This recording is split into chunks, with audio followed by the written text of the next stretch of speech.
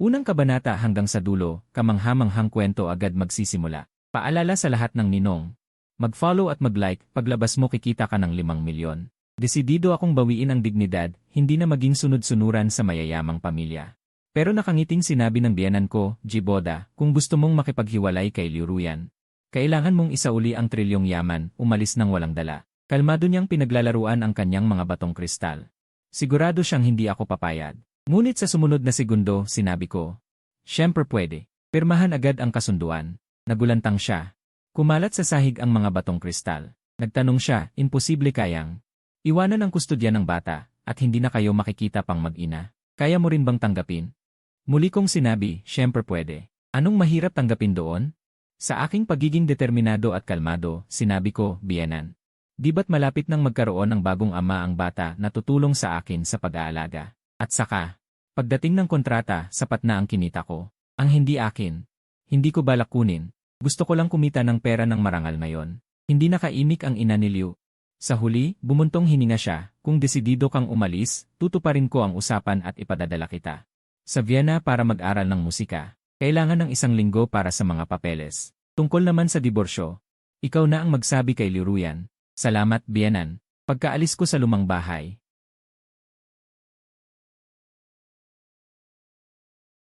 nakita ko si Xiao Chen na masayang naglalaro ng kanyang mga laruan. Ang nakakainsulto. Ang lalaki sa litratong ito ay hindi ako, kundi ang kababata ni Liu Ruyan na si Yi Tencheng. Parehong nagmula sa mayayamang pamilya sina Yi Tencheng at Liu Ruyan. Mula pagkabata ay magkaibigan na sila, at naging unang pag-ibig pa nga ng isa't isa. Ngunit noong sila'y 20, pumunta sa ibang bansa si Yi Tencheng at nagpakasal sa ibang babae. Halos mabaliw si Liu Ruyan nang malaman niya ito at palaging umiiyak. Para mapasigla ang kanyang anak, hinanap ako ng ina ni Liu na nangangailangan ng pera. Binili niya ang 10 taon ng buhay ko sa halagang 5 milyong piso para tulungan si Liu Ruyan na bumalik sa normal. Simula noong araw na yon, biglang nagkaroon ng masugid na manliligaw si Liu Ruyan. Ako'y nagtapos sa kursong sining sa Universidad ng Peking. Kapag malungkot si Liu Ruyan, lagi akong tumutugtog ng mga awitin para sa kanya. Kapag nagkakasakit si Liu Ruyan, buong araw at gabi akong nagbabantay sa kanyang kama. Inaasikaso siya ng walang humpay. Sa paglipas ng panahon, nasanay na siya na mayroon akong kasama, pero hindi pa rin siya pumapayag na magpakasal. Hanggang sa isang inuman, itinaya ng anak ng pamilya Fu ang isang proyekto sa ibang bansa, kung sino ang makakainom ng pinakamarami. Para malutas ang problema sa pera ni Liu Ruyan, uminom ako hanggang sa dumugo ang sikmura ko at naospital ng walang malay. Noong panahong iyon, unang beses na umiyak si Liu Ruyan para sa akin. Sabi niya, Jiboda, pumapayag na akong pakasalan ka. Naniniwala akong magkakaroon tayo ng magandang kinabukasan. Pero kalaunan ko lang nalaman. Noong araw na yon din ang kasal ni Yi Tencheng. Kumakalat sa kanilang grupo ang litrato niya na humahalik sa kanyang asawa. Hindi ako nawala ng pag-asa nang malaman ko ang katotohanan. Sa halip, mas sineryoso ko ang pagtupad sa kontrata. Pumasok ako sa pamilya Liu bilang isang manugang. Pagkatapos ng 8 taong kasal, nagsikap ako ng husto at nagkaroon kami ng anak ni Liu Ruyan na si Xiao Chen, na gumagamit ng apelyido ng pamilya Liu. Akala ko magiging tahimik ang buhay namin, pero kamakailan ay biglang nagbago ang lahat. Bumalik sa bansa si Yi Tencheng pagkatapos makipaghiwalay. Nang araw na yon, unang pumunta si Liu Ruyan sa airport para sunduin siya, para salubungin siya.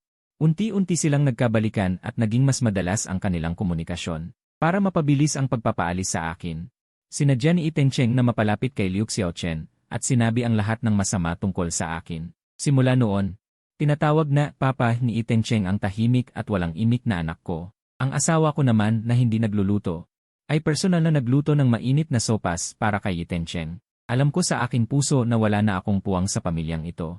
Pero bale wala na ang lahat ng ito. Pagkatapos ng 1 linggo, makakalaya na ako sa lugar na ito na bumihag sa akin sa loob ng 10 taon para tuparin ang aking pangarap sa musika. Hello, kasulatan ng diborsyo.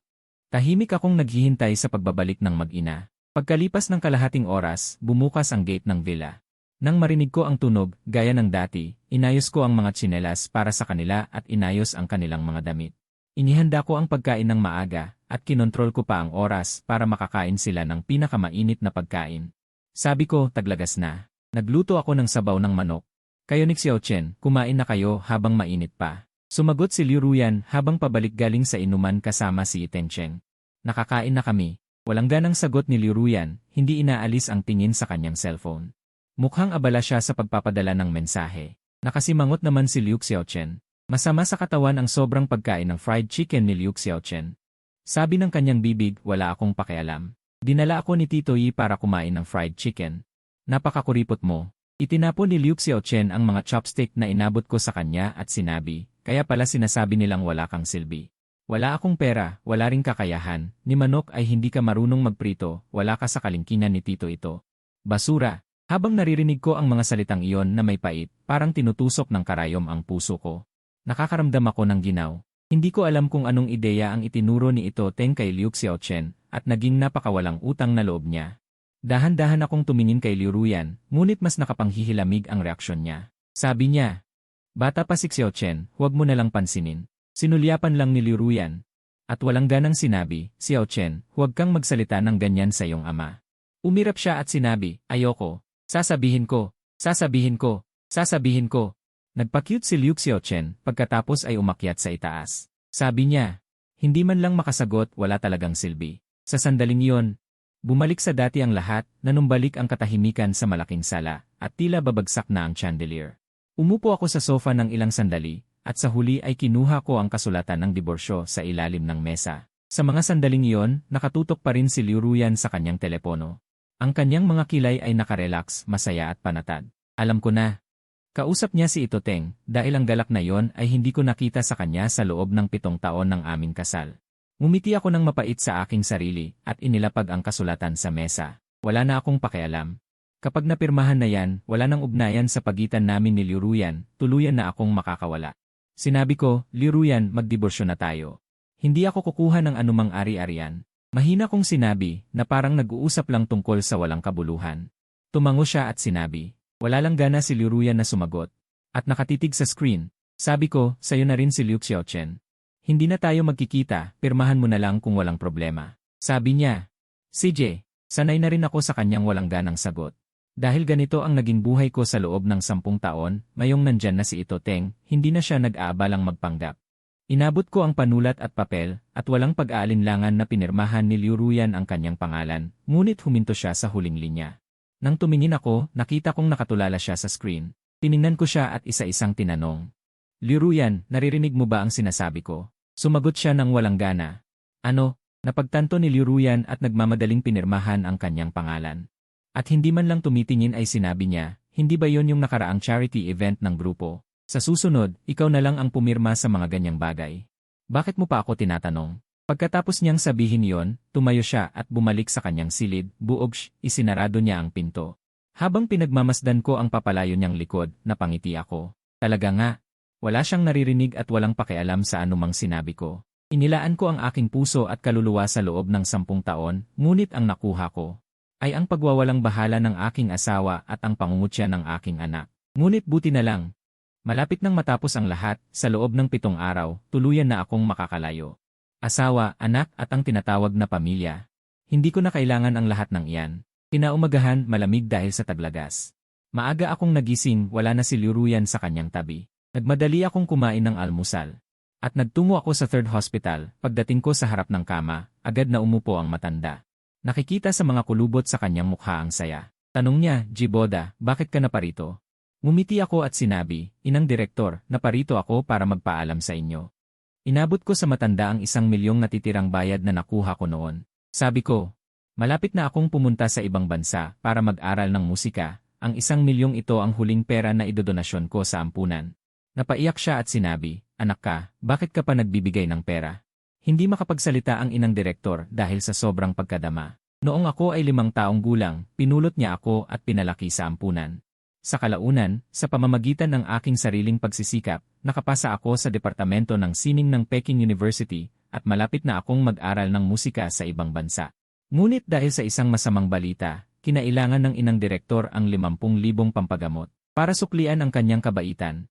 Ipinagpalit ko ang 10 taon ng aking buhay para sa perang pampaopera, at ang natitirang pera ay ginamit ko para sa muling pagtatayo ng ampunan. Hindi na niya alam kung paano magpasalamat. Sabi ko, Inang, huwag na po kayong magpasalamat pagbalik ko mula sa pag-aaral. Hindi na po ako magkukulang sa pera. Sabi niya, tama ka.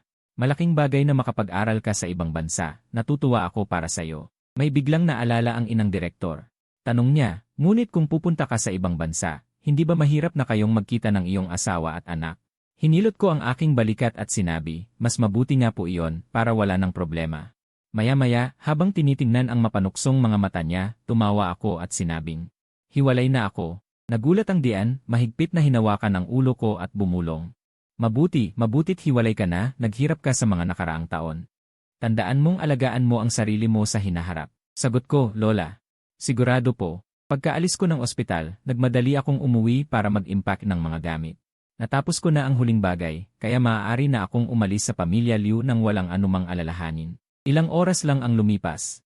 Naligpit ko na ang lahat ng gamit ko, lahat ng may kinalaman sa mag-ina ni Liu Ruyan. Nabalot ko na rin ang mga inukit na kahoy na ginawa ko para mapasaya si Liu Ruyan. Mga ginuhit na sketches, mga gamit ng sanggol na natira sa pag-aalaga sa bata, 10 taon. Buong puso akong nagbigay para sa pamilyang ito, kahit na hindi dahil sa kontrata. Gusto ko ring magkaroon ng sarili kong mainit na kanlungan. Ngunit ang lahat ng ito ay panaginip lamang. Tiningnan ko ang huling sandali at ang mga gamit na ito. Dinala ko lahat sa labas ng basurahan. Ngunit sa sandaling ito, isang Rolls Royce ang huminto sa harap ng bahay. Si Liu Xiaochen ang unang bumaba sa kotse. Nang makita niya ako na nakatayo sa tabi ng basurahan ay tila naiinis siya. Sabi niya, bakit ka nagbabasura dito? Hindi ka ba nahihiya? Handa na ba ang hapunan? Gusto kong kumain ng pritong manok. Tinitingnan ang anak na inalagaan ko sa loob ng 6 na taon. Ang puso ko'y tila nababalutan ng gulo, ngunit sa kabila ng panlalamig ay nagalit ako. Seryoso kong sinabi. Gusto mong kumain? Hanapin mo ang iyong Uncle Yi. Puno ng pagkabigla ang mukha ni Liu Xiaochen, ngayon lang siya tratuhin ng ganito. Sa sandaling ito, lumapit si Liu Ruyan kasama si Ito Tencheng, sabi niya, Jiboda. Nagkaroon ng pagbabago sa bahay ni Acheng, kailangan niyang tumira sa amin ng ilang araw, wala kang problema doon, di ba? Ngayon lang nagpakita si Ito Tencheng, ang kanyang likas na gwapong mukha, ay hindi tumanda pagkatapos ng ilang taon ng kasal. Hindi nakapagtataka na palaging iniisip ni Liu Ruyan. Sa kabaligtaran, ako rin ay naging bata. Ngayon ay mukha na akong matanda at wasak. Sinamantala ni Liu Xiaochen ang pagkakataon para sumigaw, bilisan mong tulungan si Uncle Yi na magdala ng mga bagahe. Narinig mo ba, masamang ama? Kung hindi, hindi na kita magugustuhan. Nagkunwari akong nag-atubili. Pasensya na, kumikirot ang kamay ko, hindi ko kayang magbuhat ng mga gamit. Nang marinig ito, may bahagyang lamig na sumilay sa mga mata ni Ito Tencheng, at pagkatapos ay nagpanggap siyang nahihiya at sinabi, huwag na lang kaya, parang hindi komportable si Ijay, humihingi ako ng paumanhin. Tumalikod na sana siya, ngunit hinawakan siya ni Liu Ruyan, malamig siyang suminghal at sinabing, ako na lang ang magdadala ng bagahe mo, dito ka na tumira, wala siyang problema. Tahimik kong pinanood ang eksenang ito at bahagyang tumawa. Tumira ka sa silid namin, wala akong problema. Ano naman kung tumira ka o hindi? Sa pananaw ni Liu Ruyan, ang bahay na ito ay mapupunta rin kay Ito Tencheng sa lalong madaling panahon. Nang marinig ito, dali-daling tinulungan ni Liu Ruyan na kunin ang backpack niya, natatakot na baka umalis si Ito Tencheng kahit isang segundo lang. Agad ding tumakbo si Liu Xiaochen.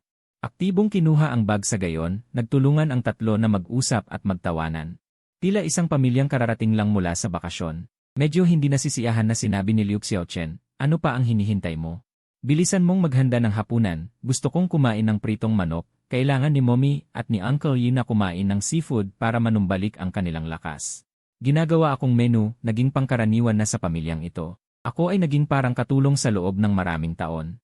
Kapag nagmamaneho ako ang driver nila, kapag naglilinis ako ng bahay, ako ay parang katulong, kapag nagluluto ako, kailangan kong maging parang chef. Hindi lamang dapat kong bigyang kasiyahan ang maselang panlasa ni Liu Ruyan, ngunit dapat ko ring ipasadya ang pinakanutrisyon na pagkain para kay Liu Xiaochen. Palaging inaasahan ng mag-ina na susubuan sila. Ngayon lang ako tumanggi na gumawa ng kahit ano. Bago pa siya makareact, nagpanggap na nahihiya si Ito Tencheng at bumuntong hininga at humingi ng paumanhin, hindi ako dapat tumuloy. Kung tutuusin, isa lang akong tagalabas, hindi karapat-dapat na ipagluto ako ni Jay. Agad niyang kinuha ang kanyang mga bagahe at tumalikod. Muling ibinalik sa likod ng kotse at isinara ang pinto, ngunit sinabi ni Liu Ruyan, wala kang kinalaman dito. Sumimangot si Liu Ruyan, at seryosong tumingin sa akin at sinabi, hindi ba't walang problema sa'yo? Ano na naman to? Kalmado kong sumagot, walang sangkap sa refrigerator. Hindi ako makapagluto. Dahil malapit na akong umalis, hindi ako namalengke ngayon. At saka, hindi ko talaga balak magluto, kaya pwede na rin itong maging dahilan. Nagtiis ako ng 10 taon. Hindi na ako magpaparaya. Nang marinig ito, nagtantrum si Liu Xiaochen. Sigaw niya, sabi ko na nga ba, wala kang silbi, masamang ama, hindi ka man lang naghanda ng pagkain. Gusto niyo ba kaming magutom? Hindi ka karapat-dapat maging tatay ko, gusto kong si Tito ito na ang maging tatay ko. Sa nakita, may bahid ng pagtatagumpay sa mga mata ni Ito Cheng, agad siyang nagkunwaring nag-aalala. Sabi niya, Xiao Chen, bakit mo naman sinasabi yan sa tatay mo? Hindi yan maganda. Pasensya na po, Tito ito, mag-iingat na po ako sa susunod. Sabi ni Ito Cheng, sige na, dahil wala namang pagkain sa bahay. Kumain na lang tayo sa restaurant na nadaanan natin kanina, bibilhan pa kita ng fried chicken, sigaw ni Xiao Chen. Ang bait-bait mo talaga, Tito ito, yumakap si Liu Xiao Chen sa binti ni Ito Cheng. Masayang nanonood si Liu Ruyan sa tabi, napakagandang tanawin, umupo silang tatlo sa likod na upuan na parang walang problema. Pinakiusapan ni Liu Ruyan si Ito Cheng na magmaneho sa unahan para makapagpahinga si Ito Cheng sa buong biyahe. Nakipagkwentuhan at nakipaglaro si Ito Cheng sa mag-ina sa likod, walang tigil ang tawanan, para bang hangin lang ako. Ngumiti si Ito Cheng, Merjay, nagkukwentuhan lang kami ni Liu Ruyan. Huwag kang mag-alala. Sinadya pang ipaalala ni Ito Cheng, natatakot na hindi ko marinig. Saka hindi mo naman alam ang mga nangyari sa amin dati, kaya hindi ka namin makakwentuhan. Tumango ako. Walang ekspresyon akong nakatingin sa unahan, hindi ko kailangang malaman, at ayaw ko ring malaman. Dahil ang lahat ng to ay hindi na mahalaga sa akin. Pagkalipas ng kalahating oras, dumating ang grupo sa upuan, kusang kinuha ni Liu Ruyan ang menu at sinabi sa waiter. Gusto ni Acheng ang filet mignon, medium rare ang luto, huwag lagyan ng black pepper. Lumipas ang 10 taon, naalala pa rin niya ang gusto ni Ito Cheng, pero sa akin. Ngayon lang siya nagsalita para tanungin ako, tanong niya, Jiboda. Anong gusto mong kainin? Nakakatuwa, ngayon ko lang nalaman na mayroon din pala siyang ganitong side na mapagmahal.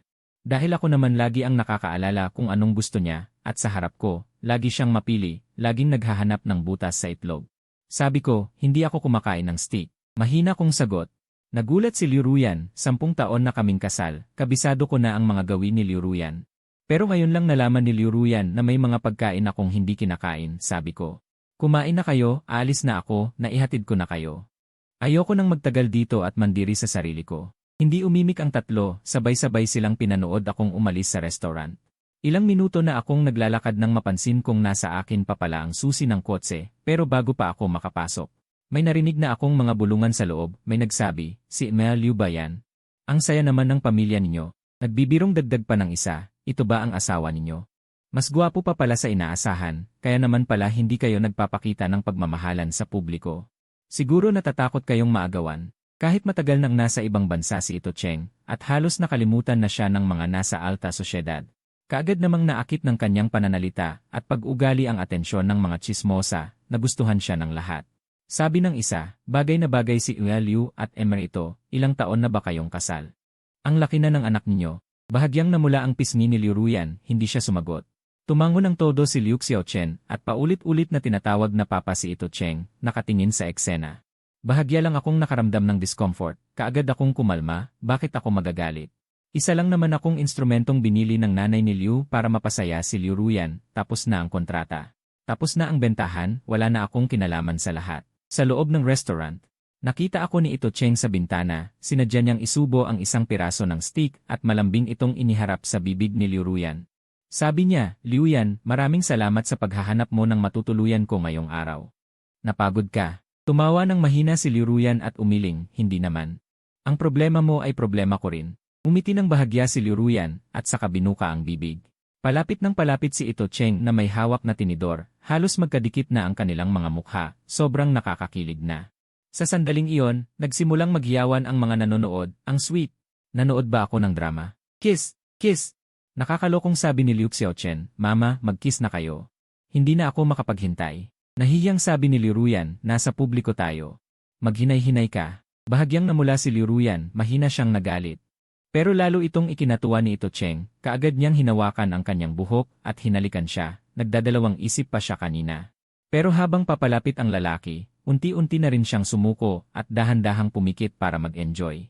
Habang tinitingnan ang mapagpanggap na mukha, malamig akong natawa sa loob. Kaya itong sinasabing anak ng mga Liu. Hindi naman pala palaging malamig at walang pakialam, sadyang walang interes sa iba. Wala akong ganang magpatuloy na mandiri. Matapos ibigay ang susi sa serbidor, naghanda akong umalis. Ginang Liu, may isang lalaking naghatid ng susi ng kotse. Nang lumapit ang serbidor, magkayakap pa rin ang dalawa, puno ng tamis at kaligayahan ang kanilang mga mukha. Ngunit nang marinig ito, biglang lumingon si Liu Ruyan sa pintuan at nagtanong, ano? Bumalik ba si Jiboda? Nakita ni Iten Cheng na tila nag-aalala siya, kaya medyo nainis siya sa loob. Kaya nagkunwari siyang nagulat at sinabi, ay, napakasama naman nito. Nagbibiro lang naman ako. Hindi kaya magalit si AJ kapag nakita niya. Sabi ni Liu Xiaochen na nakasimangot. Tito, huwag mo siyang pansinin. Katulong lang namin siya sa bahay. Isa pa, nagkaroon na kayo ni Mama ng relasyon noon. Anong masama kung maghalikan? Xiaochen, huwag kang magsalita ng ganyan. Nagbago ang ekspresyon ni Liu Ruyan, pinigilan ang sinasabi ng kanyang anak. Pagkatapos ay agad niyang kinuha ang kanyang bag at hinabol ako palabas. Sa malamig na bangketa, tumakbo si Liu Ruyan at pinigil ako na papalayo na sana gamit ang taksi. Sa sandaling nagtama ang aming mga mata, pigil niya ang kanyang hininga, handa sa anumang tanong. Ngunit matagal na tumagal, kalmado na ako na parang isang patay na tubig. Sabi ni Liu Ruyan, huwag kang magkamali sa nangyari kanina. Nagbibiro lang kami ni Acheng, wala nang iba pang kahulugan. Nang makita na wala akong reaksyon, medyo nagalit si Liu Ruyan at sinabi, nagagalit ka ba sa akin? Napakaraming tao ang nang-udyok, ano ang magagawa ko? Sagot ko, hindi ako nagagalit sa'yo. Diretso kong sinabi, may iba pa ba? Umiling si Liu Ruyan. Nanatili lang siyang nakatayo doon, pinapanood akong umalis sa kotse. Hindi niya alam kung bakit may umusbong nakakaibang kahulugan sa kanyang puso.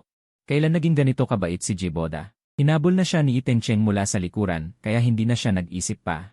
Bumalik sa kanuraning restoran para kumain. Dumilim na, isang grupo ng mga tao ang nagtawanan at bumalik sa villa. Pagkapasok, magilo na naghanda si Liu Ruyan ng mga bedsheet at gamit sa banyo para kay Iten Cheng.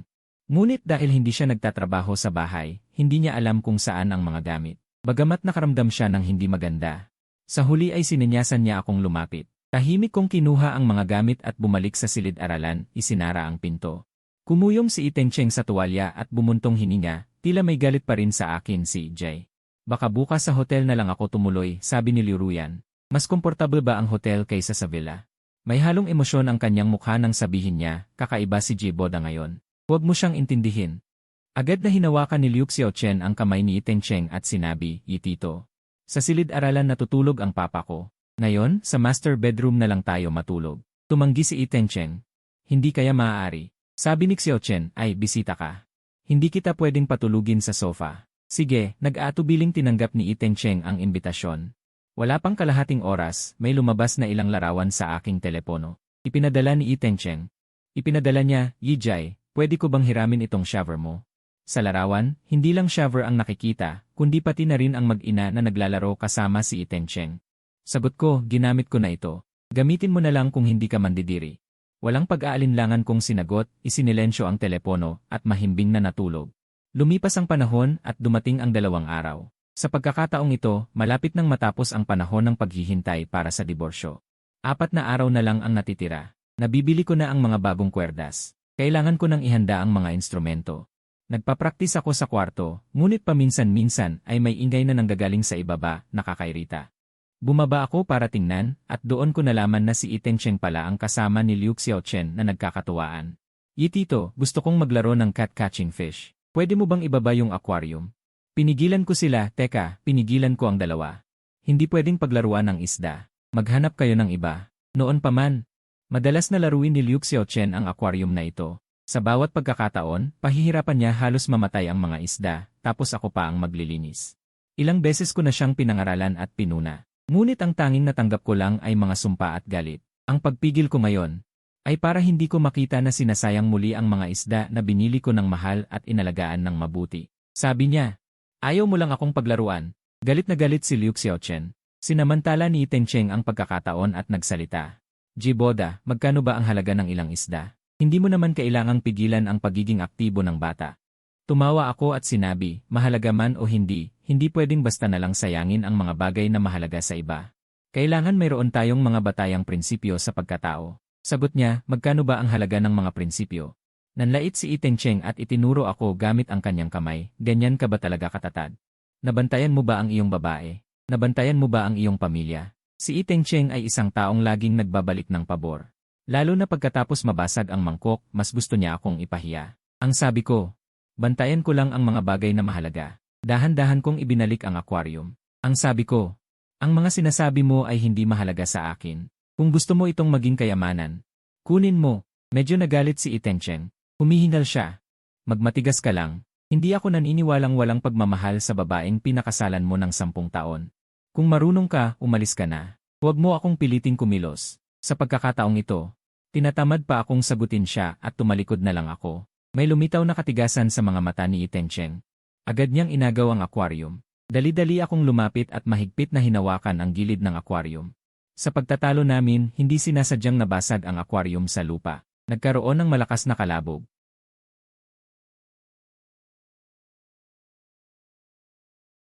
Nakita ito ni Liu Ruyan at dali-dali siyang bumaba. Maingat niyang sinuri ang sugat ni Itencheng. Ang kanyang mukha ay puno ng pag-aalala at pagkabalisa. Cheng, nasaktan ka ba? Okay lang ako. Aray, si Itencheng ay yumakap sa kanyang binti at nagpanggap na patay na. Nag-alala si Liu Ruyan. Sabi mo okay lang. Tatawag agad ako ng ambulansya para sa'yo. Labis na nag-alala si Liu Ruyan at abala sa paggamot sa kanyang sugat. Pagkatapos gawin ang lahat ng ito, tumingin siya sa basag na aquarium na may malamig na mukha at nagtanong. Sabihin mo, anong nangyari? Siya ba ang gumawa nito? Agad na lumapit si Liu Xiaochen at itinuro ako. Gusto niya kaming agawan ng aquarium. Nasaktan si Tito Yi dahil sa akin. Galit na galit si Liu Ruyan. Jiboda. Hindi ba't nangako kang hindi ka magagalit? Ang mga mata ni Liu Ruyan ay napakalamig. Sabi niya, niloloko mo si Cheng sa likod ko. Napakababa mo. Ang baba ko. Hinawakan ko ang aking sugat. Nanginginig ang aking boses. Sabi ko, inalagaan ko ang mga isdang ito sa loob ng 2 taon. Sila ang kumuha ng mga gamit ko. Linawin mo. Akala ko pagkatapos sabihin ang katotohanan, makikita ni Liu Ruyan ang tama at mali. Gayunpaman, nagbago ang kanyang tono. Mas matindi ang kanyang galit. Sabi niya, kahit inalagaan mo sila sa loob ng 2 taon, ano ngayon? Mga isda lang naman, hindi ba? Mas mahalaga pa ba sila sa tao? Humingi ka agad ng tawad kay Cheng. Sumigaw din si Liu Xiaochen, humingi ka ng tawad kay Tito Yi. Masama kang tao. Gusto pa sanang magalit ang mag-ina, ngunit narinig ang tunog ng ambulansya. Dali-dali nilang. Inalalayan si Itencheng palabas ng pinto. Natigilan ako sandali, yumuko at binuhat ang mga naghihinalong isda. Bigla akong nakaramdam ng matinding sakit sa aking puso. Saka ko lang napansin na sumasakit din ang kamay ko. Ang sugat ay madugo at nakakatakot, mas malala kaysa sa kay Itencheng. Ngunit ang mga bendahe sa bahay ay naubos na ni Liu Ruyan. Kailangan ko na lang balutin ang aking sugat gamit ang aking damit at pumunta sa ospital. Habang ginagamot ako ng doktor, may ilang pasyente ang dumaan. Isa sa kanila ang nagsabi, narinig mo ba? Ginagamit ng anak ng mayamang Liu ang lahat ng imported na gamot para gumaling agad si Yi. May nagsabi rin, ang buong staff ng nurse ay tinawag sa Yi ward para pagsilbihan si Yi. Sagot ng isa, ang bait ni Miss Liu. Sana mayroon din akong ganyang asawa. Ang bait, napatawa ako sa loob. Nakikipagrelasyon siya sa iba habang kasal at may anak pa. At itinuturing niya ang kanyang asawa na parang aso. Isa siyang tunay na huwarang tao. Pagkatapos kong umalis sa ospital, natanggap ko ang imbitasyon mula sa Vienna Conservatory of Music para malaman kung humina ang aking kakayahan.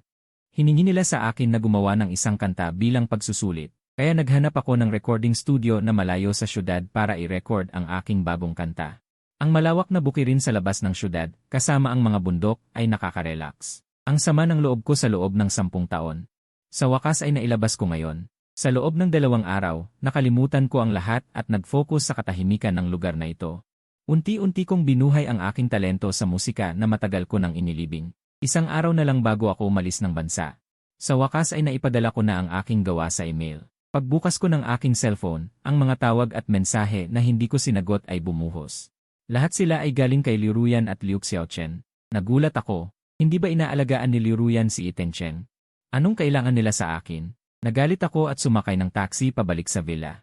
Pagkapasok ko, malungkot na lumapit sa akin ang mga katiwala at katulong. Sa wakas nakabalik ka na, EJ. Gulo-gulo ang bahay sa loob ng 2 araw na wala ka. Lagi kang binabanggit ni Miss Liu at ng Young Master. Doon ko lang napagtanto na hindi sila sanay na walang naglilingkod sa kanila. Okay lang kung nasa school si Liu Xiaochen.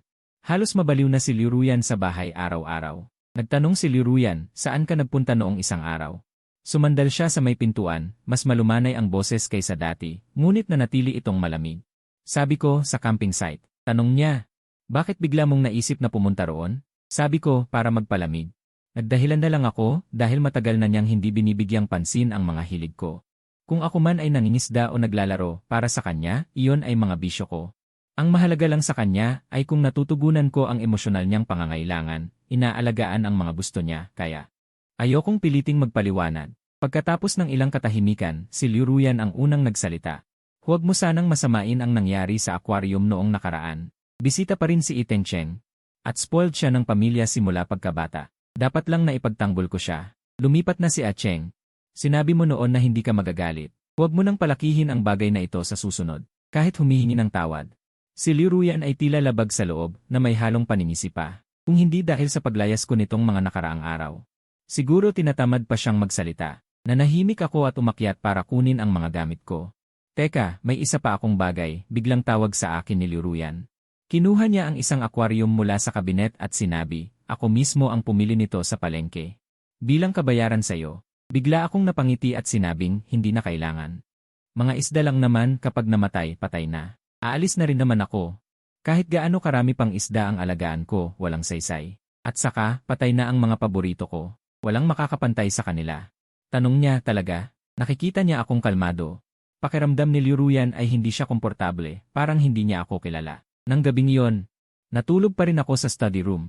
Kinabukasan ng umaga, bumangon ako gaya ng dati para ipagluto ng almusal ang mag-ina. Nang maihain ang mainit na seafood congee, pakiramdam ni Liu Ruyan ay bumalik na ang dating buhay, ngunit hindi niya nakita. Nakinukumpirma ko ang oras ng paglipad. Pagkalipas ng isang oras, kasama ni Liu Ruyan si Liu Xiaochen. Upang dumalo sa charity gala ng grupo, hindi niya ako inabisuhan dahil ngayon. Naroon din si Iten Cheng. Huminga ng malalim si Liu Ruyan. Pagkatapos bihisan ang kanyang magarang gown at ihatid ang kanyang anak, hinanap niya si Iten Cheng. Hindi nagtagal, pumasok din ako sa bulwagan. Pupunta ako para kunin ang visa ko mula sa ina ni Liu. Ngunit habang dumadaan ako sa mga tao, may naririnig akong mga bulungan. May nagtanong, bakit nag-iisa si Xiaochen? Hinahanap na naman ba siya ng nanay niya kay Cheng? May nagsabi pa, talagang baliw na baliw si Miss Liu kay Iten Cheng. Balita ko, para bumawi sa nakaraan, binili niya ang paborito nitong customized yacht. Nagkakahalaga ng daan-daang milyon. Hindi ko akalain na pagkatapos ng maraming taon, hindi pa rin makalimutan ni Miss Liu si Iten Cheng. Naalala ko noong mga bata pa sila, palagi siyang nakasunod kay Cheng kahit saan, gumagawa ng mga cake at merienda para ibigay sa kanya. Kapag hindi nagustuhan ni Cheng, ulitin niya ang paggawa. May nagsabi pa, sige, Xiaochen. Gustong-gusto ng nanay mo si Tito Iten Cheng, bakit hindi na lang siya maging tatay mo? Nagtawanan ang mga tao. Itinaas ni Liu Xiaochen ang kanyang ulo at inosenteng sinabi, gusto ko rin si Tito Iten Cheng. Gusto ko siyang maging bagong tatay ko. Napatingin siya sa akin. Biglang naging madumi ang kanyang mukha. Sabi niya, anong ginagawa mo dito, masamang tatay? Hindi ka namin kailangan dito. Nang marinig ito, nagtipon ang mga mayayamang anak para manood ng eksena. Halos lumuwa na ang pangungutya sa kanilang mga mata. May nagsabi, ay nako. Hindi ba't yan ang inutil na asawa ni Liu Ruyan? Nasaktan na si Cheng noon, anong gulo na naman kaya ang gagawin nito ngayon? Naawa lang sa'yo si Miss Liu. Huwag mo nang isiping maging asawa-asawa. Iwanan mo na ang posisyon mo. Patuloy ang masasakit na salita ng mga tao at pinapalayas nila ako. Ayokong mag-aksaya ng panahon. Nagpatuloy ako sa pag-akyat sa ikalawang palapag, ngunit bigla akong itinulak ni Liu Xiaochen. Hindi ako nakapaghanda. Natapakan ko ang nabasag na bote ng alak. Bumagsak ako sa hagdan, may malakas na tunog. Nabasag ang ulo ko at dumugo. Umiyak si Liu Xiaochen at sumigaw. Umalis ka na. Huwag mong sirain ang relasyon ni nanay kay Tito Iten Cheng. Nang malaman kong itinulak ako ng sarili kong anak, para akong nabagsakan ng yelo. Tumayo ako kahit masakit. Nakakatakot ang dugo. Tanong ko, Liu Xiaochen, bakit mo ako itinulak? Nang marinig ang ingay, sumugod si Liu Ruyan at inalalayan ako. Sabi niya, Jiboda, dadalhin kita sa itaas para gamutin ang sugat mo. Ngunit bago pa siya makagalaw, may dumating na waiter at nagmamadaling sinabi, Miss Liu, halos lasing na si Iten Cheng. Puntahan mo siya agad, nakakunot ang noo ni Liu Ruyan at may pag-aalinlangan sa mukha. Sabi niya, Jiboda, ikaw Li. Ako na lang mag-isa, kakapit ako sa barandilya. Hirap na hirap akong gumalaw, sabi ko, puntahan mo na si Iten Cheng. Nasaan na si Xiaochen, baka mawala pa yon. Biglang may kaba si Liu Ruyan, pakiramdam niya na ang pagiging mapagparaya ko ay hindi basta-basta. Parang wala na lang akong pakialam. Mama, dali. Sumuka si Tito Yi. Pero nang marinig niya ang sigaw ng anak niya, tumalikod na siya sa wakas, at medyo nag-aalangan na nagsalita. Hintayin mo ako sandali, aalagaan ko muna si Iten Cheng. Pagkaalis ni Liu Ruyan, tahimik akong umakyat sa taas. Kumatok ako sa silid ni Liu Mu, nagulat siya nang pagbuksan ako. Tanong niya, anong nangyari sa'yo? Tatawag ako ng ambulansya. Sabi ko, hindi na, malalate na ang flight ko. Tanong niya, malalate, bakit ba nagmamadali kang umalis? Sagot ko, wala ring nagawa si Liu mo. Buntong hininga niya, alam kong nahirapan ka sa mga nakaraang taon, kaya hindi na kita pipigilan. Narito ang mga papeles at visa, sabihin mo lang kung may kailangan ka pa. May isa pa akong kailangan. Kalmado kong sabi, huwag mong sabihin sa mag-ina kung nasaan ako, ayokong maabala. Salamat, tita, ang asul na langit ay bumagay sa maulap na panahon. Kinuha ko ang bagahe ko sa labas ng venue, tumingala sa langit, simula ngayon. Wala na akong kinalaman sa lahat ng pag-aari ng mga Liu, huminto na ang 10 taong bagyo, sa wakas ay maririnig ko na ang sarili kong puso. Lumingon ako sa huling pagkakataon, at tuluyang nagpaalam sa aking nakaraan, pagkatapos ay buong tapang akong tumalikod. At tinahak ang daan papunta sa airport. Kasabay nito, sa banquet hall sa Siyam na Palapag. May ibinubulong si Iten Cheng kay Liu Xiaochen. Nang makita si Liu Ruyan na paparating, agad siyang bumagsak sa sahig. Mama, nahimatay si Tito Yi. Dalhin mo siya agad sa kwarto para magpahinga. Hirap na hirap si Liu Ruyan na alalayan si Iten Cheng papunta sa kama sa kwarto, pero bago siya umalis. Dumilat ang lalaki, hinawakan siya sa kama, namula agad ang mukha ni Liu Ruyan. Nahihiya niyang tanong, okay ka lang? Ngumiti si Iten Cheng. Ang ganda mo ngayon, bakit pa ako magkakaroon ng problema? Dahan-dahang niluwagan ni Iten Cheng ang kanyang damit. Akmang hahalikan na siya nang pigilan siya ni Liu Ruyan, sabi niya, hindi pwede ngayon. Nasugatan pa si Jiboda, kailangan ko siyang alagaan. Sabi ni Iten Cheng. Hindi na mauulit ang ganitong pagkakataon. Sa paulit-ulit na pangungumbinsi ni Iten Cheng, hindi na nakapagpigil si Liu Ruyan at ibinigay ang lahat sa kanya. Pagkalipas ng 2 oras, tapos na ang banquet, hinanap ni Liu Ruyan si Jiboda sa Siyam na Palapag, pero hindi niya ito makita. Naiinis siya, dali-dali siyang umuwi, pero kahit anong tawag niya. Ilang katulong lang ang sumagot, Miss Liu, hindi pa po umuwi si Ginoong Ji kaninang hapon. Ano? Nang marinig ito ni Liu Ruyan, ang inis niya ay unti-unting naging galit.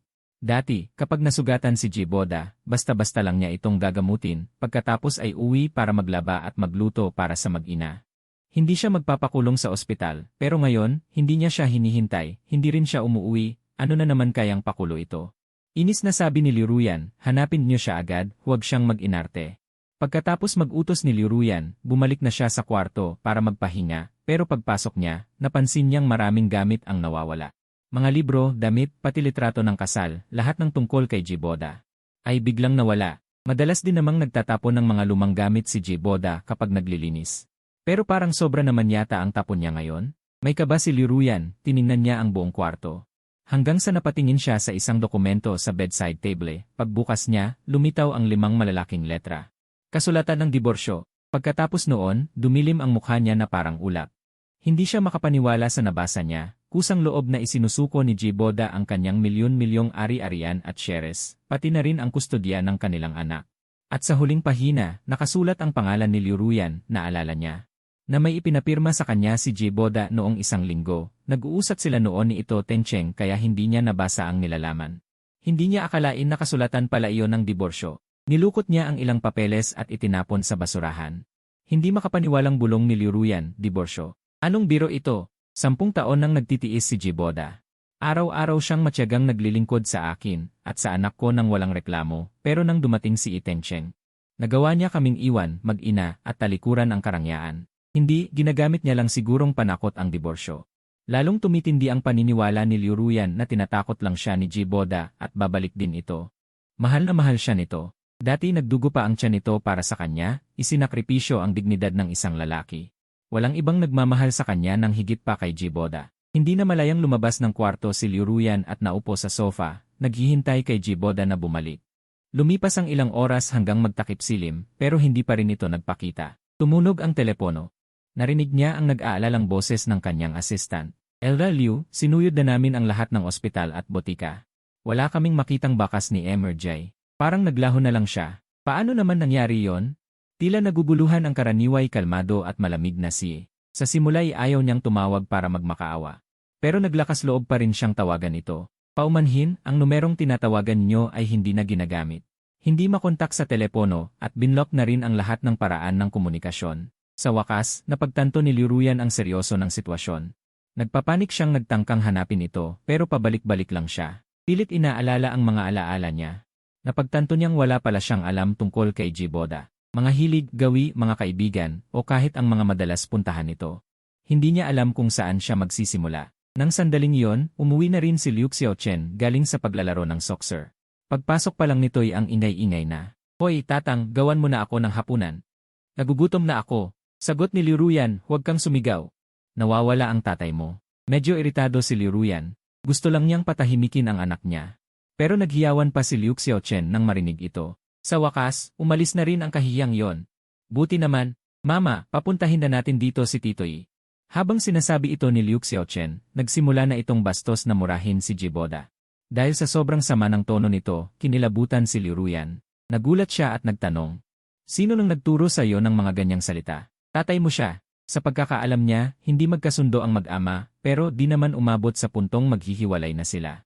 Pero simula nang bumalik sa bansa si Tencheng, lalong sumama ang ugali ni Liu Xiaochen. Ngayon ay para na siyang maliit na demonyo. Inirapan siya nito at sinabing, hindi siya karapat-dapat maging tatay ko. Wala akong tatay na talunan. Sumimangot si Liu Xiaochen at maring sinabi. Nakakahiya pa siya kanina sa party. Dapat pala binangga ko na siya para mamatay. Tumahimik ka. Nagalit si Liu Ruyan. Pinagalitan niya si Xiaochen, 6 na taon kanyang inalagaan. Paano mo siya nagawang sumpain ng ganyan? Sabihin mo nga, may nagtuturo ba sa'yo na magsalita ng ganyan? Nang makitang parang nagalit ang kanyang ina, halatang natakot si Liu Xiaochen. Nauutal nitong sinabi. Sinabi sa akin ni Titoy. Sabi niya talunan daw ang tatay ko. Nakakahiya raw magkaroon ng ganong tatay sa mga kaklase ko. Habang nagsasalita si Liu Xiaochen, dumating ang text ng kanyang assistant. Emma Liu. Nakumpirma po namin na bankrupt na si Tencheng sa ibang bansa. Bumalik lang si Tencheng dito para agawin ang inyong yaman. Huwag na po kayong magpaloko. Kaya pala, si Tencheng pala ang may pakana ng lahat. Napaubos na lang si Liu Ruyan sa sofa. Parang pinupunit ang puso niya sa sobrang sakit. Hindi niya akalaing ganito ang taong mahal niya noon. Para makuha ang kanyang yaman, gagawin nito ang lahat para paalisin si Jiboda. Hindi makatarungan ang sinapit ni Jiboda. Babalik pa kaya ito? Sabi niya sa sarili niya, una, hahanapin ko si Jiboda. Pagkatapos, maniningil ako kay Tencheng. Biglang tumayo si Liu Ruyan at sinabing, ipakalat ang lahat ng pwede para hanapin siya. Alam na niya ang totoo, kaya gagawin niya ang lahat para hanapin si Jiboda. Lumipas ang 4 na araw. May nagbigay impormasyon na bago umalis si Jiboda sa 9th floor, pumunta raw ito sa 2nd floor para hanapin si Liu Mu. Agad nagmaneho si Liu Ruyan papunta sa bahay ng kanyang ina. Pagkakita niya rito'y agad niyang itinanong, Ma, nasaan si Jiboda? Nagpunta ba siya dito? Napabuntong hininga si Liu Mu at sinabing, pabayaan mo na siya. Tila alam ni Liu Mu na hahanapin siya, kaya diretsyo niya itong kinausap. Wala naman kayong totoong pagmamahalan. Bumalik na rin si Acheng, kaya kayong dalawa ang bagay, simula pa noong bata kayo. Ma, pati ba naman kayo sinusuportahan si Tencheng? Napaigtad si Liu Ruyan. Simula nang malaman niya ang totoo, lalo siyang naiirita sa mga nagtutulak sa kanila ni Tencheng. Sinabi niya, gusto ko noon si Tencheng, pero hindi ako pumayag na hiwalayan si Jiboda. Ano ba ang dapat niyang sabihin? Kapabayaan ba niya ito o sadyang hindi niya lang pinahahalagahan si Jiboda? Kung ikukumpara sa pagtrato ni Jiboda sa kanya, mas nakokonsensya si Liu Ruyan. Inalagaan ni Jiboda siya at ang kanyang anak sa loob ng maraming taon. Halos higit pa sa kanyang mga magulang. Naguguluhan siya. Ginagawa niya ang lahat para mapasaya at mapatawa siya buong araw. Kapag may away sila, agad itong nagpapakumbaba. Wala siyang ganang kumain, kada kalahating oras ay nagpapadala siya ng iba't ibang matatamis na pagkain. Hindi maisip ni Liu Ruyan. Kung wala si Jiboda, kung gaano kasama ang naging buhay niya sa loob ng 10 taon. Bagaman si Tencheng ay isang dating pag-ibig, ang gusto niya lang ngayon ay gamitin siya. Kung talikuran niya si Jiboda para sa kanya, napaka-absurdo naman.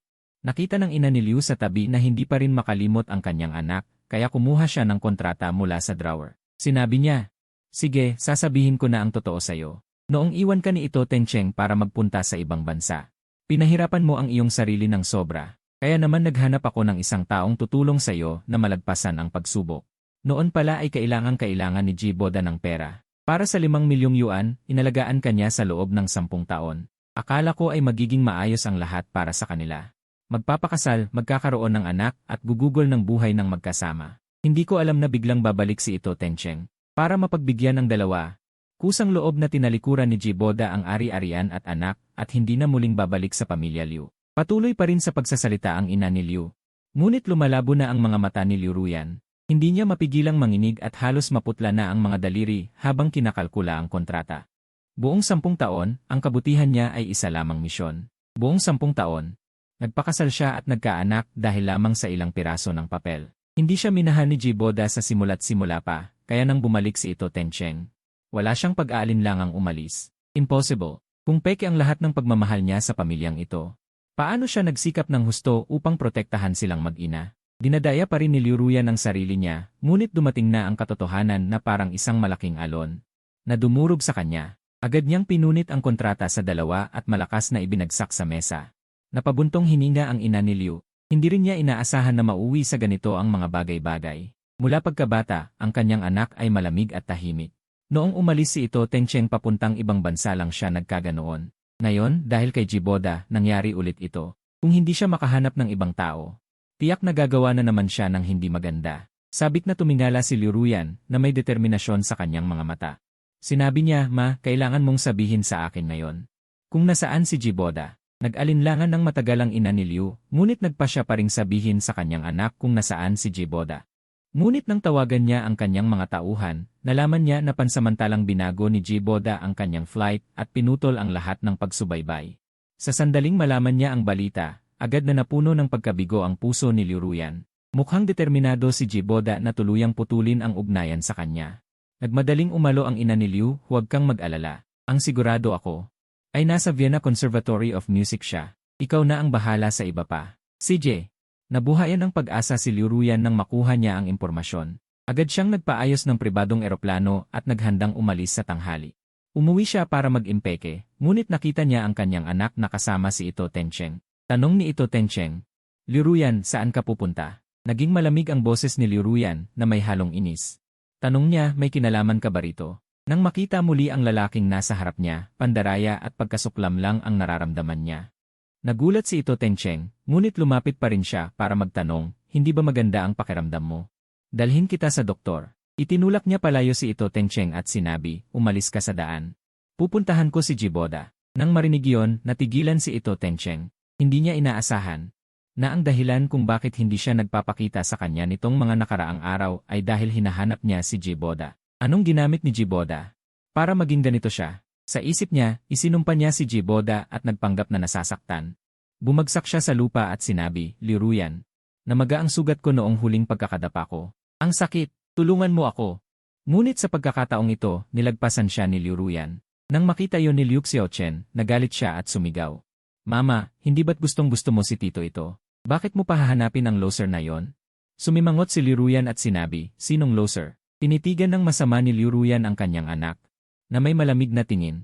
Tinagat niya ang kanyang labi at sinabi, "Ang tunay mong ama na nagluwal at nagpalaki sa iyo ay napaalis mo na dahil sa pag-ugali mo, tapos maglakas loob ka pang tawagin siyang loser. Anong sinasabi mo?"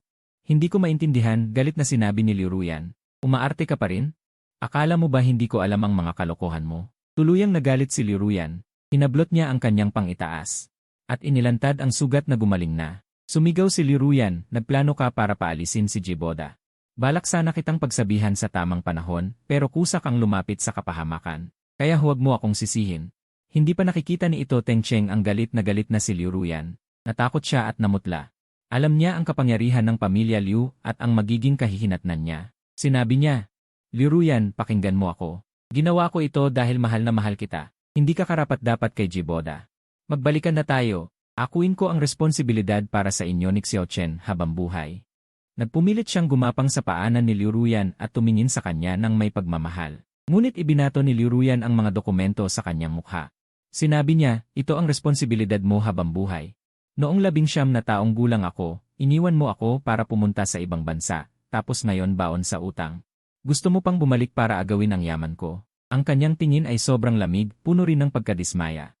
Para sa isang makasarili at mapagpanggap na lalaki, iniwan niya ang asawang tunay na nagmamahal sa kanya. Hindi lamang ito para kay Tencheng, kundi pati na rin pagkadismaya sa sarili niya. Agad namang sinabi ni Tencheng, "Hindi ito totoo. Huwag kang magpadala sa mga sabi-sabi." Natatakot at nagpupumigla si Tencheng, ngunit hindi na siya binigyan ng pagkakataon ni Liu Ruyan. Inutusan niya ang mga tauhan na itapon siya sa sasakyan at ihatid sa mga nagpautang. Sa mga araw na ito, nag-aalangan ang mga nagpautang dahil sa impluensya ng pamilya Liu. Kung malalaman nilang hindi nakakuha ng pera si Tencheng, tiyak na hindi nila siya palalagpasin. Sumigaw si Tencheng, "Huwag niyong galawin si Liu Ruyan. Alam ko na ang pagkakamali ko. Sa pagdinig sa sigaw ni Itencheng, natakot si Liu Xiaochen at nanatili sa kinatatayuan, hindi makatingin sa kanyang ina. Malamig na nagsalita si Liu Ruyan kay Xiaochen, sa mga nakaraang taon, masyado kitang pinalayaw. Ngayon, sumama ka sa akin para hanapin ang iyong ama at humingi ng tawad sa kanya ng harapan. 2 linggo ang nakalipas. Sa ibang bansa, natapos ko ang aking 1 buwang kurso at naglalakad sa labas ng Vienna Academy of Music. Nang biglang sumunod si Yuruwei sa akin dahil magkababayan kami. Naging malapit kami sa mga panahong ito at naging matalik na magkaibigan. Jiboda, tignan mo ang balita. Ang chismis tungkol sa anak ng pamilya Liu ay kumakalat. Sabi nila iniwan niya ang kanyang kalaguyo. At hinahanap kasama ang kanyang anak sa buong mundo. Kalmado kong sinabi, Nan.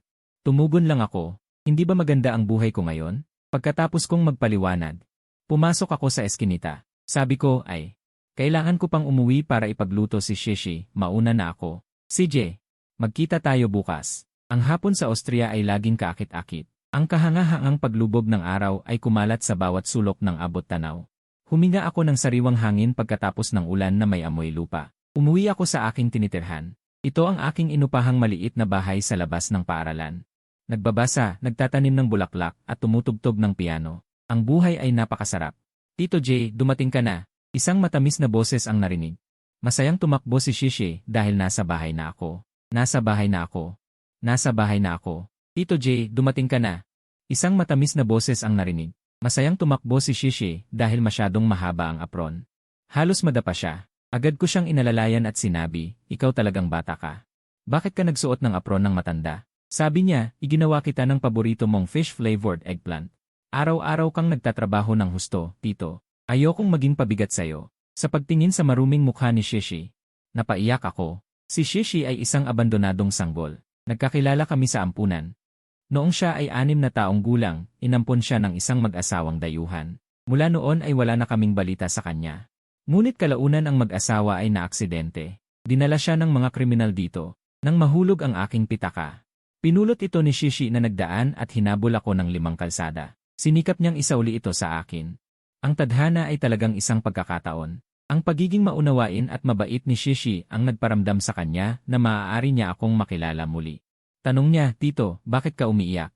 Sabi ko, hindi ako umiiyak. Tanong niya, kung hindi ka umiiyak, bakit ganyan ang kilay mo? Ginaya ni Shishi ang itsura ko at sumimangot.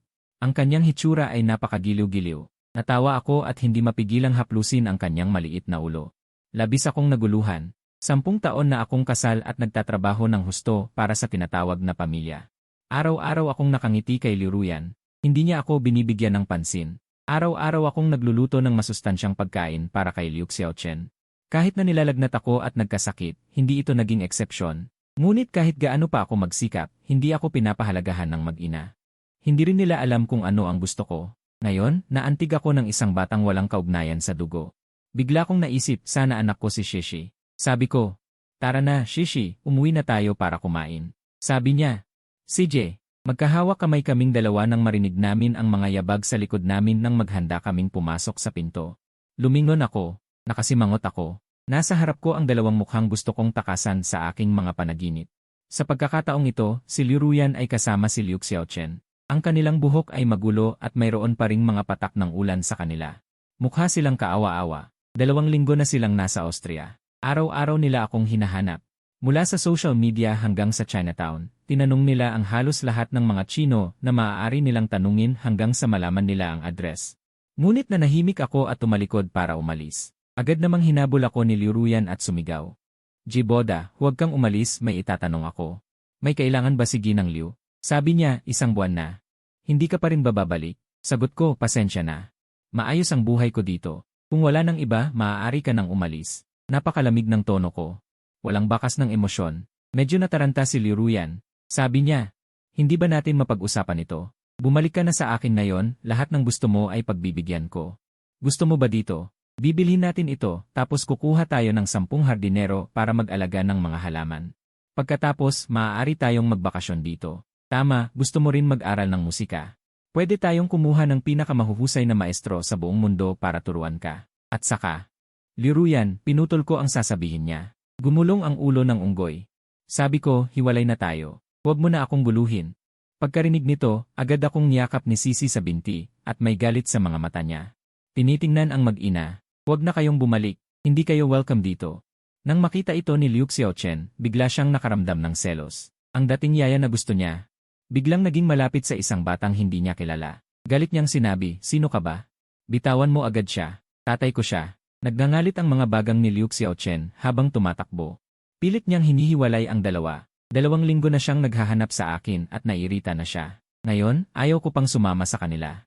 Spoiled siya simula pagkabata, kaya ibinuhos niya ang lahat ng galit niya kay Sisi. Sigaw niya, hindi siya iyo, bawal mo akong agawan ng tatay. Uwa! Namumula na ang braso ni Sisi dahil sa pagkakahila at hindi niya mapigilang umiyak. Pero mahigpit pa rin siyang kumapit sa akin. Alam niyang kapag bumitaw siya, wala na siyang matitira. Siguradong naghirap si Tito sa pamilya Liu. Ayaw na niyang pahirapan pa si Tito. Sabi niya, Tito, poprotektahan ka ni Sisi. Wala nang pag-aari si Sisi. Ayaw na kitang mawala. Ang iyak na yon ay sumisira sa puso ko. Sa loob ng 10 taon. Ngayon lang ako nagalit. Sa buong buhay ko, sinampal ko siya. Tumama ang sampal sa mukha ni Liu Xiaochen. Hindi siya makapaniwala at napaatras siya ng 2 hakbang. Umiyak siya ng malakas. Umiyak siya, sinaktan mo ako dahil lang sa babaeng yan. Sinampal ko siya ulit. Umalinggaw ang tunog sa bakuran. Nagulat si Liu Ruyan. Agad kong sinabi, linisin mo ang bibig mo. Pinigilan ko ang galit ko at malamig na tiningnan si Liu Xiaochen. Sabi ko, minahal kita ng 6 na taon. Hindi ko akalaing magpapalaki ako ng lobong anak. Kung hindi kita didisiplinahin, tiyak na papatayin ka ng iba sa labas. Sinasabi ko sa iyo, Liu ang apelyido mo, hindi ako si Jiboda, kaya hindi kita anak. Simula nang kampihan ka ng buong pamilya mo. Simula nang hindi ka magpakita ng respeto sa nakatatanda. Simula nang kilalanin mo ang magnanakaw bilang ama mo. Tapos na ang relasyon natin. Pagkarinig sa mga salitang ito, mas lalong lumakas ang iyak ni Liu Xiaochen. Bagamat hindi pa niya ito lubos na maintindihan, alam niyang ayaw ko na talaga sa kanya. Wala na siyang tatay. Ayaw na sa akin ng nanay at tatay ko. Tumakbo si Liu Xiaochen kay Liu Ruyan habang umiiyak. Pero sampal pa rin ang naghihintay sa kanya. Pak, sinihan siya ni Liu Ruyan, ngayon ka lang umiyak. Noon, isang tawag lang sa tongtong chicken ang nagpabaliw sa iyo at nagsabuatan kayong saktan ang tunay mong tatay. Hinawakan siya ni Liu Ruyan at pilit na pinaluhod. Sabi niya, humingi ka ng tawad sa tatay mo ngayon din pasensya na, tatay. Alam ko na ang mali ko.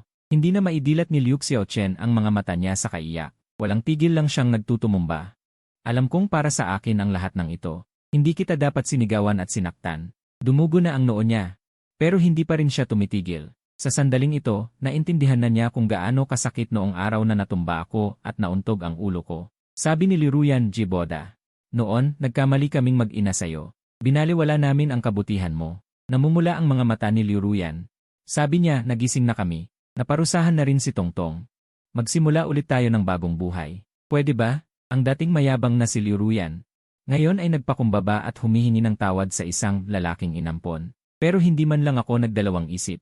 Hindi. Bakit? Punong-puno ng pagkabigla ang mga mata ni Liu Ruyan.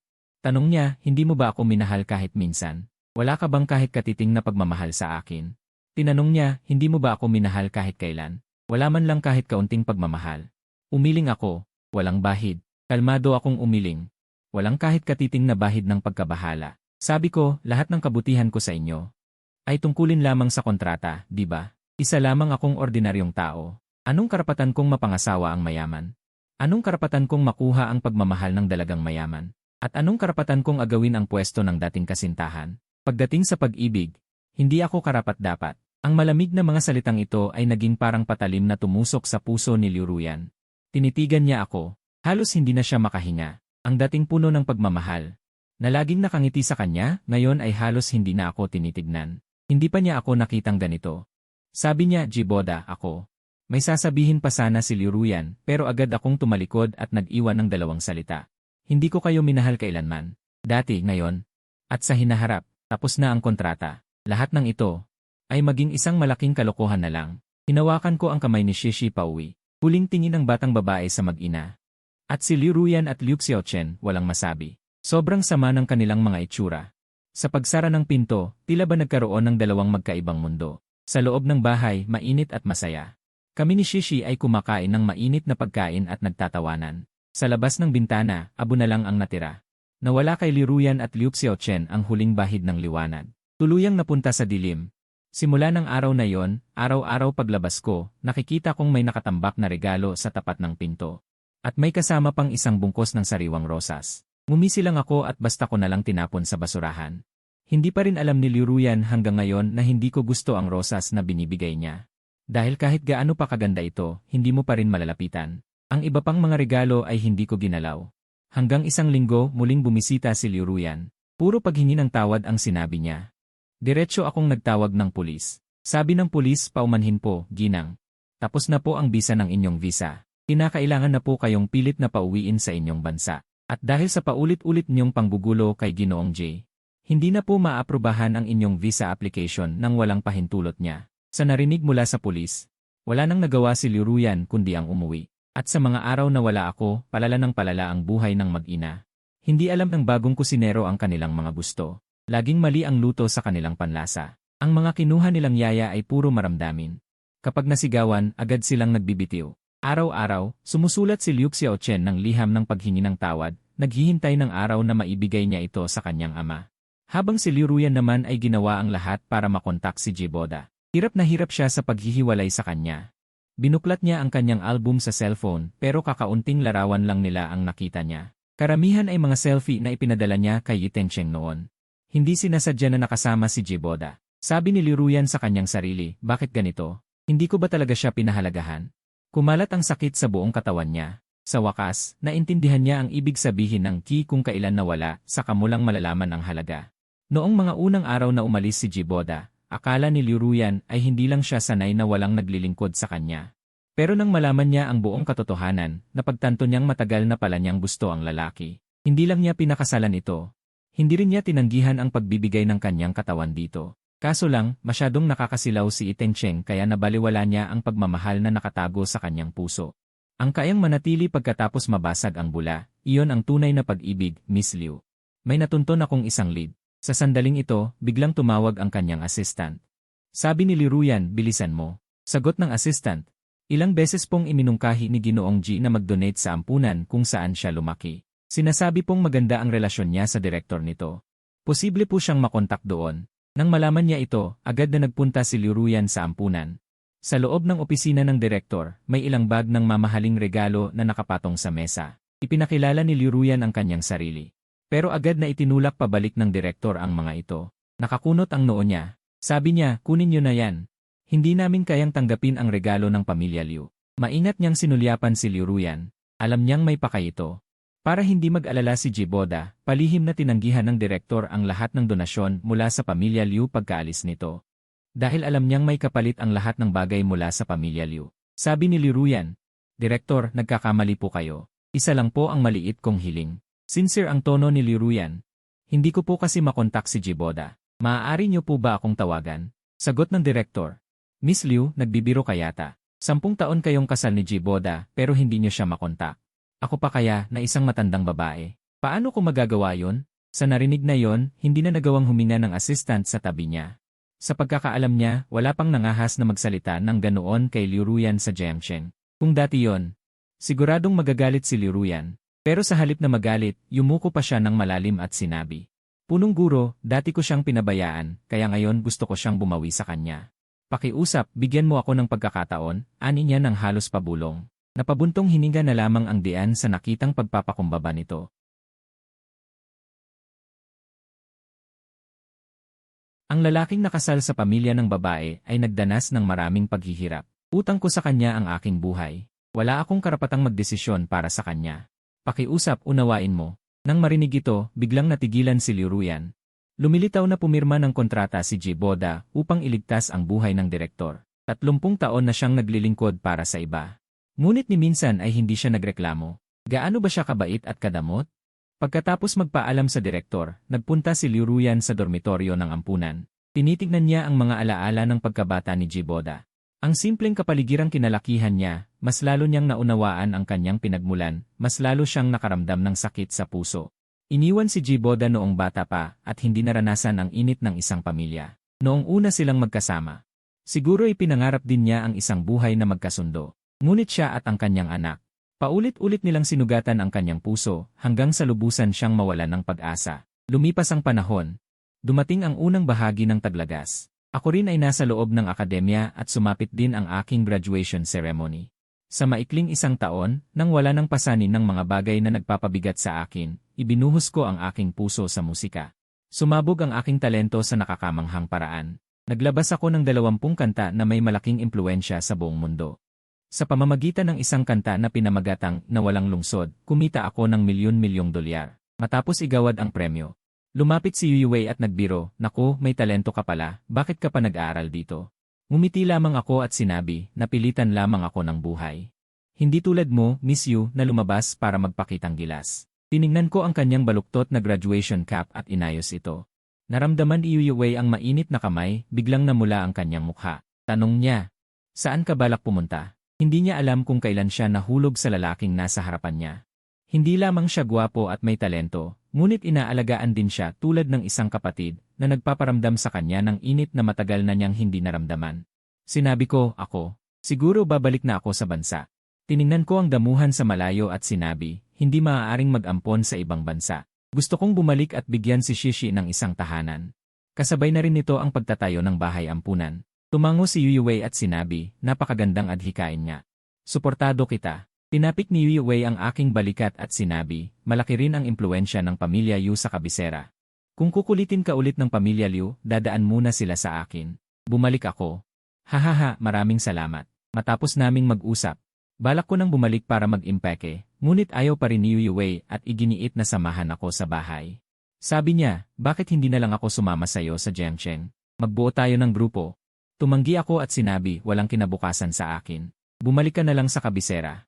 Kung hindi ihahanapin ka ng tatay mo sa buong mundo." Sa totoo lang, matagal ko nang napansin na may gusto sa akin si Yu Wei. Gusto ko rin ang masigla at masayahing batang babae, ngunit napakalaki ng agwat naming dalawa. Hindi lamang 8 taon ang agwat ng aming edad, ngunit magkaiba rin ang aming pinanggalingan. Ayaw kong sayangin ang kabataan ng isang babae. Natural na kailangan kong umiwas sa kanya. Sabi niya, "Naku, gusto ko lang magtrabaho sa Jiangcheng. Magtulungan tayong dalawa." Tumanggi agad ako at sinabi, "Hindi pwede." Yumakap si Yu Wei sa aking braso, ngunit iginiit ko pa rin na bumalik siya sa kabisera. Hanggang sa bumukas ang pinto ng maliit na bahay, nang makita kami ni Shishi, masaya siyang tumalon. Sabi niya, "Uncle, Auntie, sa wakas ay dumating na kayo." Maagang inayos ni Shishi ang kanyang mga bagahe at naghanda ng isang malaking hapag ng pagkain. Kumain kaming dalawa habang nagkatinginan. Tinindatan ni Yu Wei habang tahimik namang nagbigay ng senyas si Shishi. Sabi niya, "Uncle, pwede bang sumama sa amin si Auntie sa Jiangcheng?" May pakiusap sa mga mata ni Shishi. Sabi niya, gustong-gusto ni Shishi si Auntie. "Pwede ba?" Tiningnan ko silang dalawa na nagtutulungan at wala akong nagawa kundi ngumiti. Pagkatapos ng 8 oras, lumapag ang sinasakyan naming 3 sa paliparan ng Jiangcheng. Bumili ako ng isang villa at kasunod na ginanap ang unang konsyerto kasama si Yu Wei. Pinaghandaan namin ito sa loob ng 3 buwan. Mula sa pagsusulat ng kanta hanggang sa paggawa ng musika, mula sa produksyon hanggang sa promosyon, ibinuhos namin ang aming sigla sa studio. Matagal na akong hindi naging ganito kasaya. Sa araw ng konsyerto, napakaraming taong dumating. Bago ako umakyat sa entablado, nakita ko ang 2 pamilyar na pangalan sa listahan ng Liu Ruyan, Liu Xiaochen, Ji Boda. Kailangan ko bang magpadala ng tao para ipawalang bisa ang kanilang tiket? Sa sandaling ito, nag-aalalang lumapit si Yu Wei at nagtanong. Hindi ko inaasahan na tatawa ako ng malakas. Anong kinatatakutan? Para sa akin ngayon, 2 manonood lang sila. Sabi ni Yu Wei, "Ito ang ating unang konsyerto. Huwag kang magkamali." Sagot ko, "Kaya." Hindi ako magkakamali. Nakasisilaw ang ilaw ng entablado, kasabay ng pagtunog ng musika. Una kaming lumabas ni Yu Wei. Naghiyawan ang mga manonood sa ibaba ng entablado, ngunit may isang mukha na sobrang seryoso. Pinanood ni Liu Ruyan ang aming pagsasama sa entablado at tahimik na ibinaba ang inihandang banner. Naghanda rin siya ng 3 buwan para sa konsyertong ito.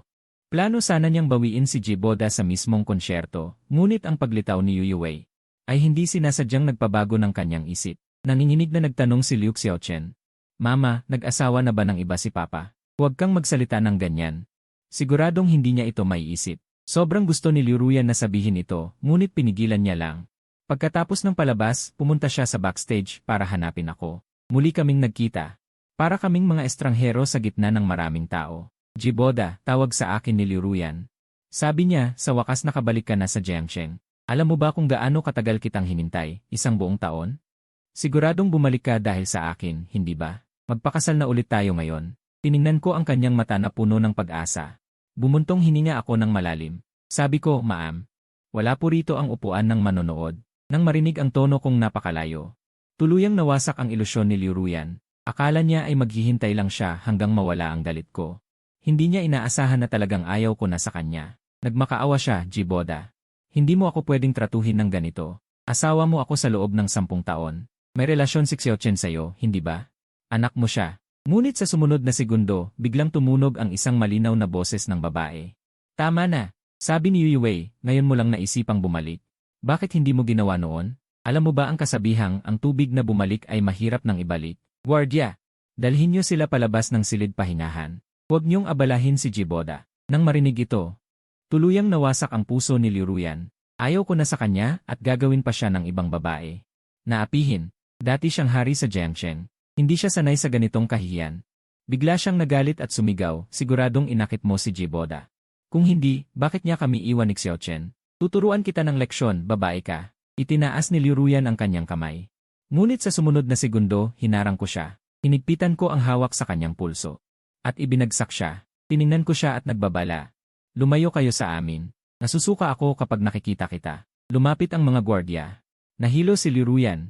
Itinulak palabas ng lugar ang mag-ina. Nakaupo silang walang lakas sa dingding. Nang matapos ang konsyerto, dumilim na. Kasama ko si Yuwei at ang iba pa, na nagtatawanan habang kumakain sa isang restaurant. Pumunta si Liu Ruyan sa labas ng bintana at pinanood ang masayang grupo. Naalala niya noong naglalandian sila ni Iteng Cheng, ganyan din siya tinitingnan ni Jiboda. Sakit ang bumalot sa kanyang puso, halos hindi siya makahinga. Hindi niya maisip kung gaano kagalit sa kanya si Jiboda noon. Ako ba talaga ay isang masamang tao? Humihingi ako ng tawad sa iyo. Nalungkot at nagsisi si Liu Ruyan, ngunit ayaw pa rin niyang sumuko. Nang magtatangka na siyang gumawa ng gulo sa restaurant, pinalibutan ng mga gwardiya ang mag-ina. Bumaba ang nanay ni Liu mula sa kotse, nakasimangot. Sabi niya, Liu Ruyan, may malaking problema sa pananalapi ang kumpanya. May panahon ka pang hanapin siya. Mama, ako lang naman. Pinutol ng nanay ni Liu ang sinasabi niya. Huwag ka nang magsalita. Bumalik ka na agad para ayusin ito. Ako na ang bahala rito. Pinilit ng nanay ni Liu na bumalik ang dalawa, pagkatapos ay mag-isang pumunta sa loob ng restaurant at binayaran ang bill ng aming mesa. Sabi niya, Jiboda, matagal na tayong hindi nagkita. Hindi na nag-aksaya ng oras ang nanay ni Liu. Sumulat siya ng tseke na nagkakahalaga ng 5 milyong yuan. Sabi niya, nakikita mo naman ang sitwasyon ngayon. Hindi kaya ni Liu Ruyan at Xiaochen na wala ka. Dahil magaling ka naman noon, bibigyan kita ng 5 milyong yuan bawat taon. Nang marinig ko ito, bigla akong natawa. Hula ko na nga ba? Ang tanging iniisip ng nanay ni Liu ay ang kanyang anak. Hanggang ngayon, ginagawa niya pa rin akong utusan.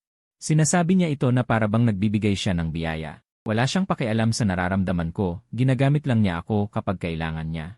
Para silang inukit na mag-ina, kaya sinabi ko, pasensya na. Tita, itinulak ko pabalik ang tseke at sumulat din ako ng tseke na 5 milyong piso. Wala na kaming utang sa pamilya Liu. Kung hindi ka pa rin kontento, ibabalik ko rin ang dating 5 milyong piso. Kung wala ang pamilya Liu noon, mas mabilis pa akong kikita ng 5 milyong piso at mas mabilis kong makokontrol ang sarili kong buhay. Nang makita ito, nagulat si Ginang Liu. Hindi niya naririnig ang mga katotohanang hindi niya gustong tanggapin. At hindi niya ako pinahihintulutang sumuway sa kanya. Hindi siya nasiyahan at sinabi, anong klaseng ugali yan? Sapat na ang ginawa ko para sa'yo. Nagbago na ang kulay ng mukha ni Ginang Liu at sinabi, kung mananatili ka pa rin sa Jiangchen kahit isang araw. Huwag mong isipin na madali kang makakataka sa kamay ng pamilya Liu. Nang marinig ito, tumayo agad si Yuwei sa tapat.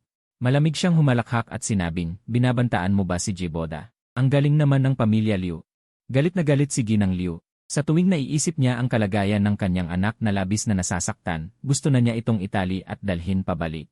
Napansin ni Yuwei ang kakaiba at agad na nagpakawala ng isang katigasan na hindi kanya. Tumayo siya sa harap ko. Gayunpaman, sa sumunod na segundo, biglang bumalik ang mga bodyguard. At direktang inilabas si Ginang Liu. Sa loob ng villa ng pamilya Liu, Miss, may problema. May nagbigay ng maraming ebidensya na nag-uulat ng buwis at pananalapi. Nahaharap tayo sa napakalaking multa. Nagkagulo na ang board of directors. Nagrereklamo na ang lahat ng shareholders. Ano ang dapat nating gawin? Habang nakikinig sa ulat ng kanyang tauhan, natigilan si Liu Ruyan. Hindi niya inaasahan na may ganito kalaking problema sa grupo. Nagmamadali siyang ayusin ito. Ngunit pagkatapos ng isang taon na hindi pag-unawa sa negosyo, nakaupo si Liu Ruyan sa kanyang kinaupuan. Hindi niya alam kung saan magsisimula. Sa sandaling iyon, lumitaw ang isang text message. Ito pala ay mula kay Tencheng. Nakasulat sa mensahe, Liu Ruyan. Dahil sa'yo, naputol ang isa kong kamay. Ngayon, paghihigantihan kita. Magpadala ka agad ng 20 milyong piso sa akin. Kung hindi, isisiwalat ko pa ang mas maraming madilim na sikreto ng Liu Group na magiging sanhi ng pagbagsak ng inyong presyo ng stock. Doon lang napagtanto ni Liu Ruyan na noong malapit siya kay Tencheng noon, mayroon siyang naisiwalat na ilang sikreto. Hindi niya inaasahan na maghihiganti ito sa kanya. Sa sandaling ito, labis siyang nagsisisi. Pakiramdam niya ay nagkamali siya ng tinitignan noon. Kung ikukumpara sa pagiging maalalahanin ni Jiboda, hindi man lang siya katumbas ng isang hibla ng buhok nito. Bigla siyang nahilo at walang lakas na sinabi, ang tanga ko. Bakit hindi ko pinahalagahan ang taong nasa harap ko? Bumagsak si Liu Ruyan sa lupa, pakiramdam niya ay gumuho na ang mundo. Ang dating mayaman na anak ng pamilya Liu na may masayang pamilya ay napunta sa ganitong kalagayan. Walang silbi. Tumayo ka. Isang galit na sigaw ang umalingaw-ngaw. Lahat ng tao sa villa ay agad na tumayo ng tuwid. Nakita nilang papalapit ang ama ni Liu Ruyan na may madilim na ekspresyon. Ipinaupo niya ang ina ni Liu sa sofa. Dad, bumalik na po kayo. Tumahimik ka. Wala akong anak na kasing hina mo. Ang ama ni Liu Ruyan na si Liu Qiang ay nanginginig sa galit. Galit siyang sinabi, dinala ko ang iyong pangalawa at pangatlong kapatid sa ibang bansa para magtrabaho at ibinigay ko sa iyo ang grupo sa loob ng 10 taon. Ganyan mo ito pinangasiwaan. Bilang panganay na anak ng pamilya Liu, palagi kang nakapaligid sa mga lalaki na gustong magpakamatay. Anong klaseng asal yan? Halika, kunin ang mga kasangkapan sa pagdidisiplina ng pamilya. Kumuha ang ilang mga bodyguard ng isang kurbadang kahoy at pinalibutan si Liu Ruyan. Galit siyang sinabi, sinayang mo ang iyong buhay para sa isang taong walang utang na loob, walang pagmamahal sa sarili, at nilabag mo ang mga tradisyon ng pamilya Liu. Sa sandaling bumagsak ang kanyang boses, biglang napunit ang mga damit ni Liu Ruyan. Lumuhod siya sa lupa. Patuloy siyang sinaway, nakiapid ka sa loob ng 10 taon ng kasal. Pinalayas mo ang aking manugang, dinumisan mo ang mukha ng pamilya Liu, walang kahihiyan. Isa na namang palo. Nakasuporta ang mga kamay ni Liu Ruyan sa lupa, dama ang nagbabagang sakit sa kanyang likod. Puno ng luha ang kanyang mukha. Inay! Sigaw ni Liu Xiaochen at lumapit. Tinitigan niya ng masama si Liu Qiang, huwag mong saktan ang aking ina. Tinuyom ni Liu Qiang ang kanyang mga ngipin at sinabi, CJ. Sa pagtingin sa mga hindi ko masunuring apo, galit na galit si Liu Qiang na halos mahimatay siya sa lugar. Itinuro niya si Liu Xiaochen at sinabing, ang palo na ito ay para paluwagin ang iyong balat. Si Liu Xiaochen ay walang paggalang at walang edukasyon. Isa kang kahiyan sa aking angkan. Si Liu Qiang mismo ang humampas, dahilan para sumigaw si Liu Xiaochen at umiyak ng malakas. Labis na nasaktan ng ina ni Liu at dali-daling pumigil. Tama na. Huwag mo na siyang saktan. Hindi inaasahan, sinampal siya ni Liu Qiang. Sumigaw siya. May lakas pa ng loob kang pumunta rito, ikaw na mapanirang babae. Kung gusto ni Liu Ruyan na mamatay, hayaan mo siyang mamatay.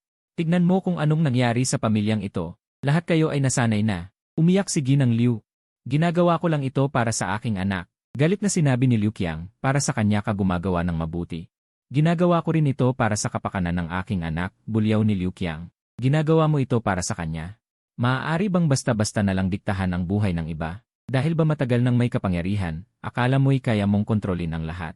Nagninit-nit na sabi ng ama ni Liu, halos masangkot mo ang buong pamilya Liu dahil muntik mo nang insultuhin si Jincheng Yoga kung hindi ako dumating agad. Sobra silang napagalitan, halos namamaga na ang mga mata nila sa kaiyak.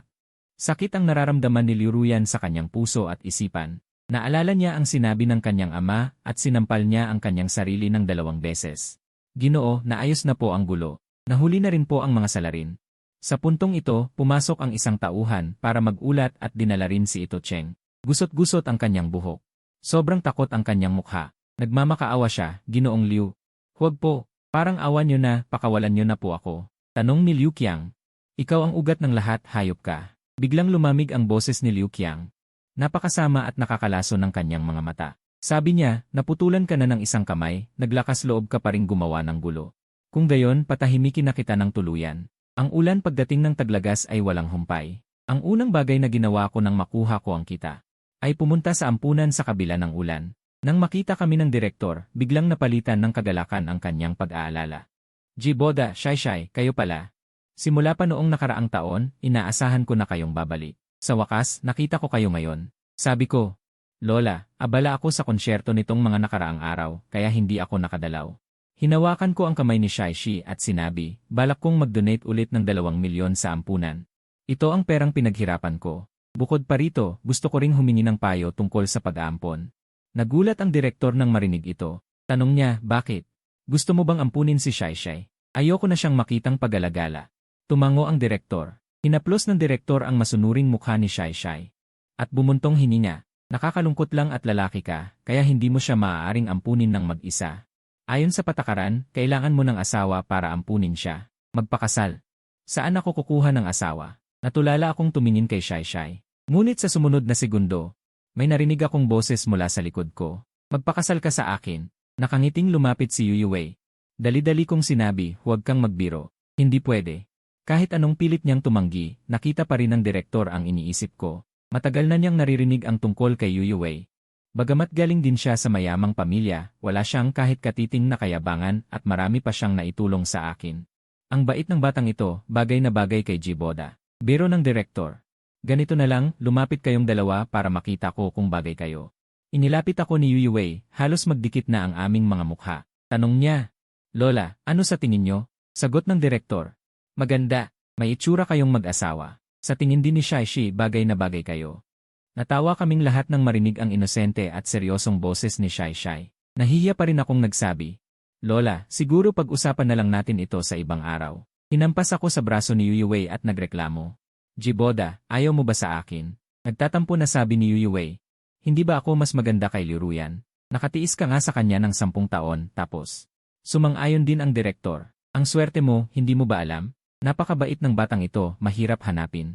At si Shaishai, napakabait na bata. Kung hindi mo pa siya ampunin, agawin na siya ng iba. Nang marinig ko ito, sa wakas, hindi na ako nagdalawang isip. Parang may naramdaman akong usbong na sumisibol mula sa lupa. Sumisibol ng masigla. Iyon ang puso kong matagal ng patay. Dahil nagtitiwala sa akin si Yuyuwei. Hindi ko na dapat takbuhan ito. Kailangan kong maging mas mahusay para matanggap ang pagmamahal na ito. Lumipas ang 2 araw, na kumpleto namin ni Yuyuwei ang mga papeles. Naghanda kami ng hotpot sa bahay. Nakaupo kaming 3 sa mesa, napakainit ng aming samahan. Umaasang sabi ni Shaishai, Papa, Mama, pagkatapos ng bagong taon, pumili na kayo ng araw para magpakasal, ha? Tumawa ako, ang bilis mong magsalita. Ito ang unang beses na tinawag si Yuyuwei na Mama, kaya nahihiya pa siya. Sa sandaling ito, may biglang kumatok sa pinto. Nang buksan ko, nakita ko si Liuruyan at Liu Xiaochen. Jiboda, huwag mong isara ang pinto. Hindi kami nandito para guluhin ka. Mukhang pagod si Liuruyan. Garalgal ang boses niya nang sabihin niya, wala na akong pamilya. Tuluyan na akong pinalaya sa Jiangsheng. Baka hindi na tayo magkita. Sagot ko. Enan, may sasabihin pa ba? Sabi niya. At sana'y maging maligaya kayo palagi. Tinitigan ni Liuruyan ang masayang pamilya sa kanyang harapan, na puno ng samut-saring emosyon ang kanyang puso. Dati sa kanya ang lahat ng ito, pero ngayon, huli na ang lahat. Sabi ni Liu Xiaochen. Papa, maaari mo ba akong yakapin sa huling pagkakataon? Nagmamakaawang tanong ni Liu Xiaochen.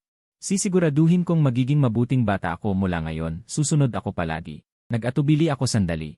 Sa huli, niyakap ko pa rin siya. Kahit paano, anak ko pa rin siya. Bigla akong nakaramdam ng labis na panghihinayang. Ngunit dahil ayaw ni Liuruyan na makaabala sa masayang okasyon ng iba, pinigilan niya ang sakit at hinila ang kanyang anak. Sabi niya, kung gayon, hindi na kami manggugulo pa. Paalam, sabi ko. CJ, at sana'y maging maligaya rin kayo sa mga susunod na araw. Tinitigan ko ang dalawa habang naglalaho sa ambon. Gumaan na rin ang loob ko. Kailangang matapos ang lahat. Natanggap na nila ang karampatang parusa. Nagkaroon din ako ng bagong buhay. 10 taon ng alaala, sana'y sa paglipas ng panahon. Unti-unti itong maglaho.